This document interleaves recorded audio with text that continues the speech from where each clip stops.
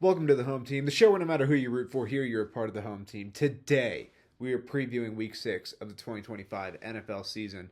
Uh, we've had a couple crazy weeks, but we're getting to the point now where all these games are pretty make or break, and these teams are really sort of starting to distinguish themselves. So, this is really an exciting time of year. So, before we jump in, hit like, hit subscribe. I would really appreciate it. And without any further ado, let's jump in. So, Thursday night football, the Philadelphia Eagles, they go to New York and take on the Giants. Philly's coming off their first loss of the year, even though they've sort of been outplayed in at least two of their games, but first real loss. They're going to the Giants, who are coming off a loss in New Orleans.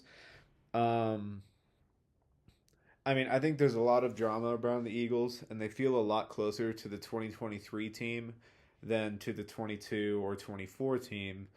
But I don't really think that matters. The Eagles can have as much internal strife as you need. I don't think the Giants are quite capable of beating them either way.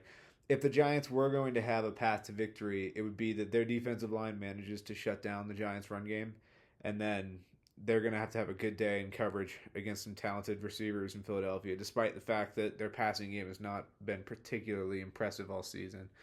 Um, I'm going to take the Eagles, but I wouldn't be super shocked if the Giants made this a little bit closer than people would expect.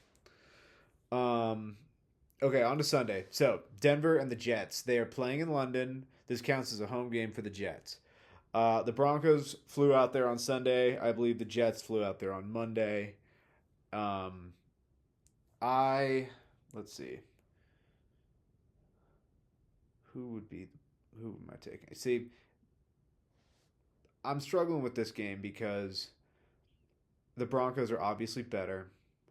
Um, but there are a couple of factors that just make it weird. Number one, it's one of those European games, and all you really need is one team who doesn't really respond well to that big difference in terms of time and schedule and routine and all that, and the other one to do it, and it can cause a weird result. And the other one is just there does come a time in the year where desperation becomes a factor, and usually a desperate team will come out and they'll win a game or two that they shouldn't.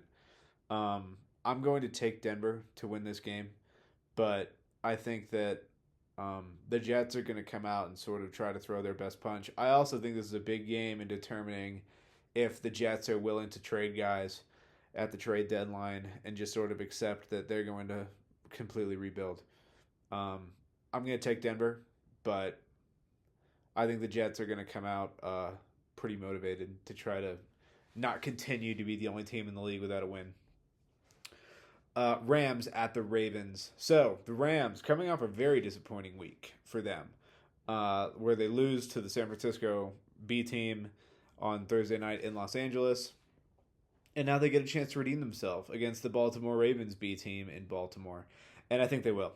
I think the Rams are going to come into this game incredibly pissed off about how that went, and I think that in the end, this game probably won't be all that close. Uh, I guess in theory, the Ravens could try to get Lamar Jackson out there and just hope that his hamstring doesn't pull again.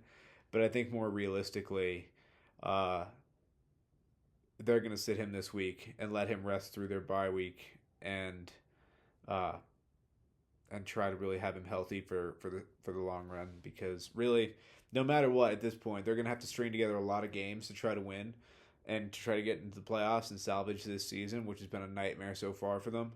But the best shot they have at doing that is have a healthy Lamar Jackson, and I don't think that you can really risk it against this Rams team. So I'm going to take the Rams to go to Baltimore and win this one.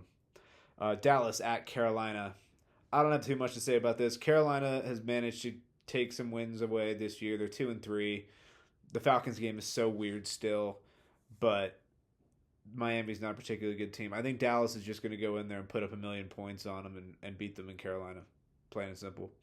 Arizona at Indianapolis. Arizona. I've never seen a team destroy itself more than the Arizona Cardinals did against the Tennessee Titans. It's one of the most devastating, confusing, like 1 in a million losses. Like the plays that had to happen in that game for them to lose that game. Usually that will happen, like a play like that happens once a year, and usually to like different teams. To have one team do that to themselves in one game, and for Tennessee to still only win by like a point. I mean, the Titans, they're still bad, but Arizona found a way to self destruct. And the problem is, it doesn't get any better going to Indianapolis, who they are red hot right now. They're absolutely on a roll. And I don't think Arizona is the kind of team that's going to disrupt that momentum. So I'm going to take the Colts to beat the Cardinals. Seattle at Jacksonville. Very interesting game. Jacksonville's got a good defense. Seattle coming off a loss to Tampa. Jacksonville coming off a win over Kansas City in a crazy game. Both the games were crazy games, honestly. Seattle's playing better on the road than at home for the second year in a row. But I don't know. Jacksonville, man. I keep wanting to pick against them, and they keep proving me wrong. And frankly, if there's a week for me to pick Jacksonville, it would be rooting against the Seahawks. So I'm going to take Jacksonville. Partially just because I want to. I absolutely think Seattle's capable of scoring on this team. Sam Darnold's playing very, very well this year. Jackson Smith and Jigba playing very, very well this year. Like, he's on like an all-pro pace. So they definitely have the capability of going in there and beating them. But Jacksonville's defense has been able to keep it close. And Seattle's defense didn't quite play up to expectation against Tampa Bay, which I think is a little bit concerning. So I'm going to go ahead and take the Jaguars, mostly because I want them to win, and they're at home, so screw it. Chargers at Dolphins. Chargers taking a bit of, like, it's amazing how quickly the season can turn. You start off 3-0, and now you're 3-2. For the Chargers, it comes mostly down to the fact that they don't have much pass rush without Khalil Mack. He'll be back in a couple weeks, but he's still out now. And then their O-line, obviously Slater was lost before the year. Joe Alt, high ankle sprain, and those are sort of the major injuries, but they've had other injuries. Marion Hampton's out right now. I would love to think that the Chargers could adjust to having an injured O-line. There's a lot of teams that deal with injuries on the O-line. You have to be able to handle that much. And luckily for them, Miami is primed to, you don't even have to be good in the trenches to be better than Miami in the trenches. So they also traded for Odafe Owe from the Ravens, sending Alohi Gilman, and then like some late round picks were exchanged between the Ravens and Chargers. So hopefully they're expecting that to help with their pass rush. I'm going to take the Chargers, but I need to see a lot more from them in terms of being adaptable to circumstance. This has a lot more to do with the Dolphins than it does the Chargers. So, yeah. All right, Cleveland at Pittsburgh. AFC North football. Going to be a close game. Of that, I have no doubt. Cleveland at Pittsburgh. Man. See, part of me wants to say that Cleveland's actually going to win this game. But I don't quite love that. Here's what I will say. Cleveland's defense is going to, for the most part, throttle the Steeler offense. That I'm pretty sure about. I don't see too many paths to success for the Steelers offense. They might be able to put up enough points, like 17 points might be enough points to win this game. Can Kevin Stefanski get Dylan Gabriel to play well against the Pittsburgh defense? Can Quinshon Judkins rush the ball effectively against the Steelers defense? In Pittsburgh, if this was in Cleveland, I would be feeling a lot better.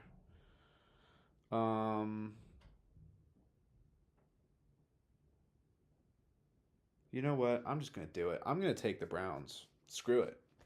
Why not? I think the Browns defense has played really well throughout the whole year. I think that they've played against tougher offenses than this. I think Kevin Stefanski is a very good coach who has done a decent enough job against pretty much every team. Like, he's not somebody where you feel like, oh, you're just schematically outmanned. It's usually just been talent.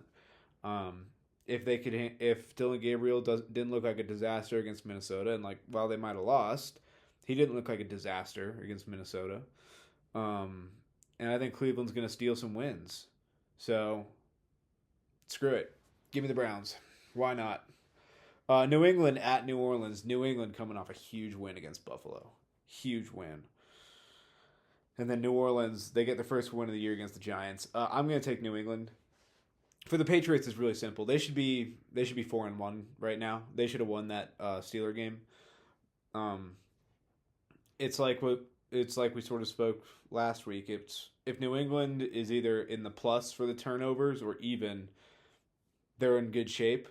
Um, they had some turnovers against the Bills, but lucky for them, the Bills were very willing to accommodate and give the ball right back. So I think that's the real key. If they're just playing turnover free football, they're showing that they can play pretty close with basically anyone, obviously. If you're able to beat the Bills and you're close with the Steelers and all that kind of stuff.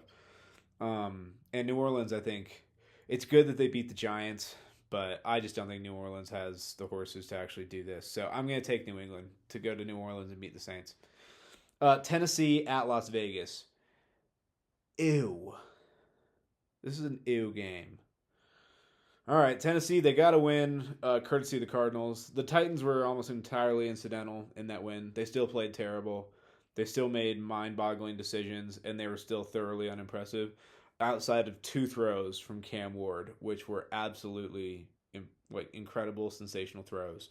One of them ripping the seam shot in cover two, and another one on the last drive where he floats it for what was it, about 30 yards to Calvin Ridley. I think both the throws were to Calvin Ridley actually. That put them in range to win the game. At Las Vegas, listen, the Raiders have been getting beat, but they've been playing teams that are far better than the Titans. This feels like a game. I mean, listen, if you're the Raiders, I'll say this for basically anybody playing Tennessee at this point. If you're losing to the Titans, huge, huge problem. You can't be playing worse than Tennessee. Like, they do almost nothing well. So I'm going to take the Raiders, despite the fact I don't love everything going on there, but I really like Genty. I'm not sure Brock Bowers is going to play this week, but I know it's a possibility. Crosby by himself has been able to wreck games against far better teams than this. So they should have a shot on every side of the ball, and they should be better than the Titans on every side of the ball. So give me the Raiders to beat the Tennessee Titans. Cincinnati at Green Bay. Joe Flacco, the new quarterback of the Cincinnati Bengals. Can he beat the Packers twice in 1 year? No. The Packers are going to beat the Bengals. The Bengals' offense is still going to be inefficient. Their offensive line's terrible. I don't think Zach Taylor's a great coach. Their defense is still bad. Like, Joe Flacco is not some game changer. I mean, goddamn, the Browns' defense was holding people like 17 points a game, basically. And the Browns still couldn't buy a win until Jordan Love threw them an interception, which set them up on the 4-yard line. So I'm going to take Green Bay to win this game. I think Micah Parsons and the Cowboys I'm still used to him being on the Cowboys. God damn it. Micah Parsons and the Packers pass rush is going to be able to tee off against the Cincinnati Bengals in Green Bay as well. So give me the Packers. San Francisco 49ers at the Tampa Bay Buccaneers. This game is flexed into that late window. Both teams coming off wins. Both teams still injured. This game, in a lot of ways, is a true coin toss. But I doubted San Francisco last week against the Rams. I won't do the same thing this week. I'm going to take the Niners to go to Tampa Bay and beat the Buccaneers. Why? Because at this point, I'm just on board. I'm not sure who's playing quarterback. It's probably going to be Mac Jones. I don't think Brock Purdy was seen practicing to finish the week, so I suspect that they're going to let him just get to 100%. I'm going to take Mac Jones to go there and hopefully beat the Buccaneers. And the main reason is I think that the Rams were better than the Buccaneers, and I mean, I don't know. There's not a whole lot of reasons for this, honestly. It's at this point, they stunned me so thoroughly last week that I'm just willing to believe in them now. For so many reasons, you would probably say Tampa Bay's got a really good shot to do this. They went to Seattle. They beat the Seahawks. The Seahawks are a more complete team than the Niners at this point in the year. But with Tampa Bay's injuries, I'll take Kyle Shanahan over Todd Bowles. Baker Mayfield's playing elite football. Emeka Egbuka looks great for them. I just think San Francisco's got it in their minds that they're on a mission, and I'm going to go ahead and say that they go to Tampa and get it done. Why? Screw it. That's why. Go Niners. Sunday Night Football, Detroit at Kansas City. Big game. Huge implications. Kansas City, coming off that loss to Jacksonville, finds himself, I won't say in dire straits, but they're kind of under the gun here. Um, Detroit's not the game that you like. The Lions are not the team that you want to be like, oh boy, we need to bounce back and we have to do it against Detroit. Detroit coming off of easy win against Cincinnati, like everyone thought. I'm gonna take Detroit. I think they're gonna go to Kansas City and they're gonna make the Chiefs fall to 2-4. Um, I just have more faith in them all around. I got more faith in their offense. I got more faith in their defense. I have more faith in their attitude. Um, I think Kansas City's got some deeper problems right now, and it's not necessarily that I think they're a bad team. I don't.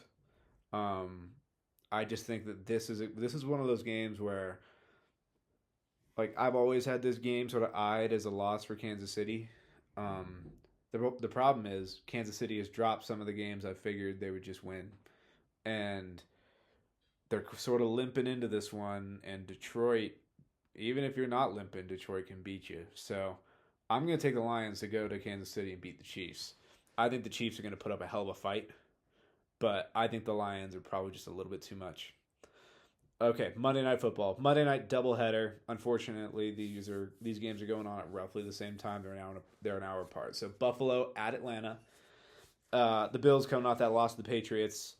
Atlanta's coming off a bye. I don't think Atlanta coming off a bye means anything. I think that Buffalo is going to go in there and they're going to beat the Falcons. I don't think they're super happy with how that game to New England went, and I think they're going to go to Atlanta and they're going to put it on them. And then Chicago at Washington.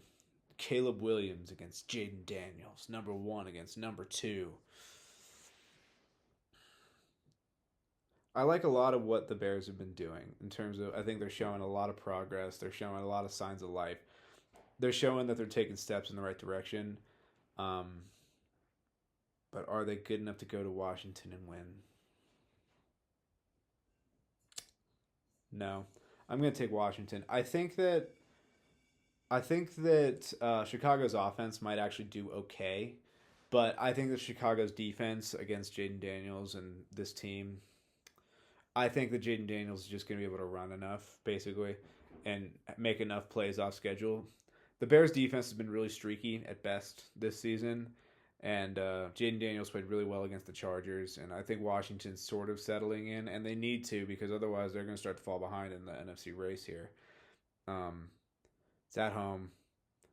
Yeah, give me Washington. I kind of hope Chicago wins that game, I'm not going to lie, but I think Washington's got them. And then we have 2 teams on a bye this week, the Houston Texans and the Minnesota Vikings. So hopefully those 2 teams get well rested and ready to attack the rest of the season. But if you're fans of the Texans and Vikings, just enjoy the weekend and you get a nice stress-free weekend of football. So I hope everyone has a great weekend. Hope everyone comes out happy, healthy, and, feeling good about their teams. So thanks so much. Hit like, hit subscribe, and everybody enjoy a great week 6. Peace.